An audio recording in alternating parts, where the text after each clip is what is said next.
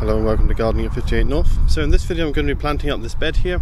It needs a bit of renovation. It's got a few plants already in it, but most of them are just kind of sickly looking shrubs. I haven't really done too well. In the middle of it there is this large cherry type tree. It's actually a damson, so it has actually got a little fruit on it. This actually originally wasn't supposed to be a damson. This is actually a rootstock from another small weeping cherry tree. So there was a small weeping cherry here, the original plant died off and these suckers have grown up and taken over. So I'm going to be leaving that tree in for now. It's going to be quite a hassle to take that out. But what I'm going to do is restore this bed. What's happened is over the years the grass has grown back into it. It needs to be recut. It needs compost put into it to improve the soil. Now we'll be leaving the hypericum here. The hypericum does flower really nicely, but I'll be cutting it right down almost to the ground to encourage some new growth to come up and reduce the size of it. And hypericums do really well with a hard prune, so that will come back nicely. Over here we have a euonymus. I might put this somewhere else in the garden, or I might just completely get rid of it. There's not really anywhere else in this garden that's suitable for this, so that's probably going to get taken out. This Gladioli, however, is a bit nicer. It's got some nice variegated foliage, so I'm probably going to transplant that, and that's going to become part of this mixed hedge that's over there.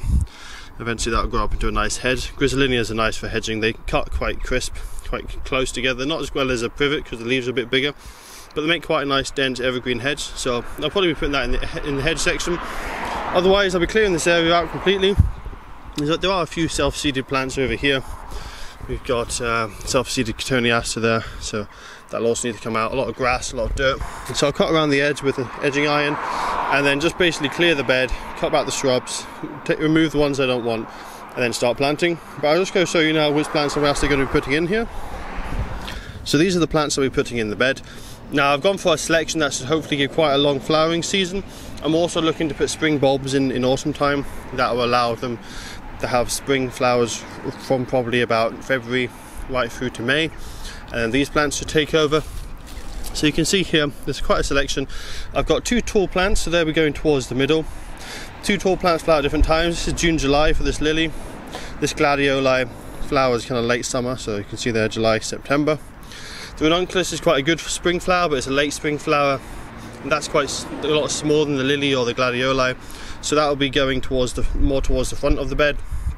And then we have a Liatris, which is another quite a small plant, and that will be flowering kind of late summer, so that will be around the edge of the bed. So there should be flowers in the middle and around the edge, or from early summer until late summer. But then once you get the bulbs put in autumn, there should be flowers from February right through to hopefully about September, October. I might see if I can get some other plants that will go into October, maybe a bit into winter interest as well. But for now that's what we're going to go ahead with. And of course there'll still be that hypericum there, and the hypericum should flower nicely for most of the summer as well. So that's the site now cleared. So you can see the soil's actually pretty good condition. It's not too bad considering it hasn't had anything done to it for a long time. I do find the soil in this garden is actually quite good, even though the soil hasn't been touched for a long time. So I've removed all the grass and all the weeds. What I need to do now is give it a really good digging over and get rid of any of the roots that are still remaining, because there's a few roots, and this is actually a creeping grass. So it has these long kind of white roots, rhizomes almost, that creep along the ground. Any of them that are surviving, even half an inch long or something, or a few centimeters, that's going to resprout and grow into grass. So I'm going to have to keep that well cleared. So I'm going to go over this quite well, give it a really good digging over, make sure it's nice and loose and ready for the addition of compost. The only other unusual thing I noticed was there's a big slab of concrete here. It's quite a size, and it does go underneath the lawn here. So I'm just going to leave that. I'm not going to be able to plant in that area. I could remove it, but it's going to be a lot of extra work, and I'm not sure if that's covering a manhole cover or maybe a drain. There is another drain cover over there, and there's also a drain cover, I think a gas pipe cover just there, so I don't really want to be interfering with that just in case it's gas or it's sewage. Apart from that, the site's quite good. There is a large root over on this side coming from the tree, so I'll just have to plant around that. It's almost small enough that I could cut it off, but it's a little bit large. If I cut that off I could reduce some of the stability of the tree, so I'm going to leave that on. That's how the site looks now. And as I say, what I'm going to do now is dig it over, fork it over, get as much of the roots out as possible, and then I can add the compost and also some slow release fertilizer. So that's the soil now prepared. Hopefully you'll be able to hear me. It's very noisy at the moment, and there's a bit of a storm coming and also next to the road. But this is it laid out now. So I've dug over the soil. added lots of organic matter in the form of compost. I've also added slow release fertilizer. You can see now the soil is nice and loose, ready for planting. Now the small white bits that you might see in here, that's actually perlite. That was something that I added to the compost when it was in a pot on my balcony, and the reason for that was to give it extra drainage. So they'll probably slowly work their way into the soil, or they might get blown around the garden. They're quite light, but they shouldn't cause an issue at all.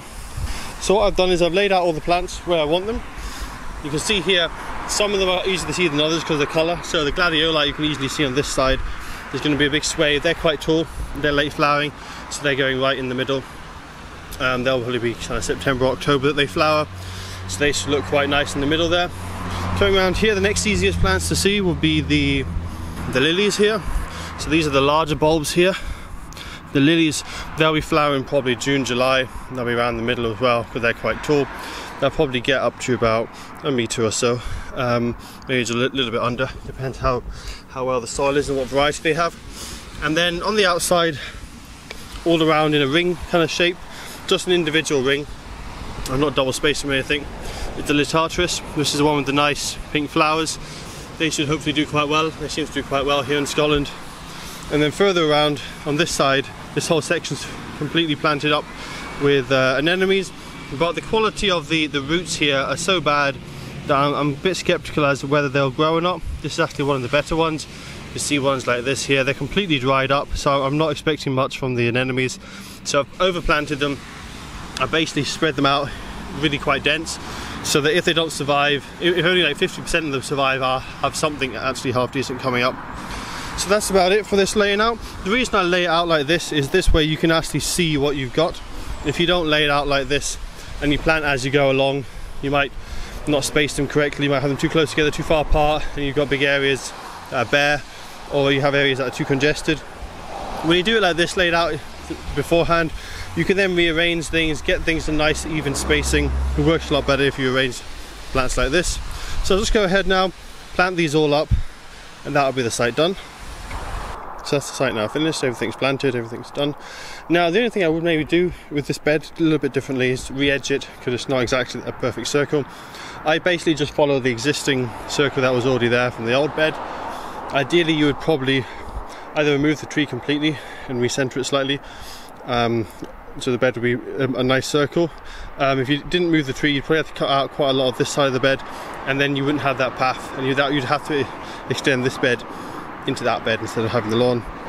So I'll just keep it as it is for now. You can see I've given the Hypericum a really hard trim.